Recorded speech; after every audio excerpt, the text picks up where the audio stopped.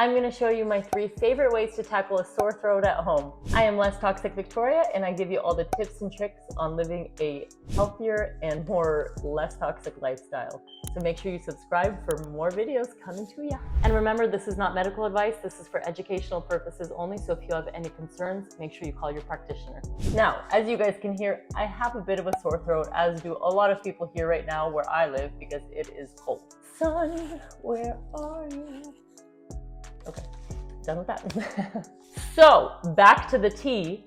Literally, we are about to make some tea. So my number 1 go-to is a lemon honey tea. Now, I know you're thinking, okay, that's super easy, but that's the point. Lemon and honey have so many antimicrobial properties that can help soothe your throat and kind of coat it to make it feel a lot better. Lemon is also a rich source of vitamin C, so it can help you if you're coming down with anything. And the honey can soothe your throat. It's going to do a nice protective layer because it's sticky and make your throat feel so much better, so much faster. At least it does for me. And it's so good. Now remember, you never want to put honey into hot water because you're going to kill the nutrients. So make sure that your hot water is now warm water before you put in the honey. Drink this 1 to 2 times a day and see how it feels.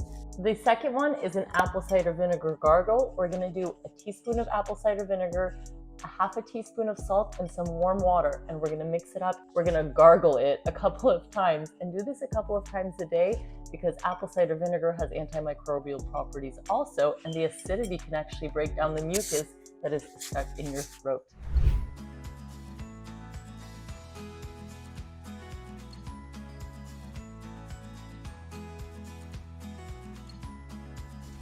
Now, it doesn't taste the best, but gets the job done.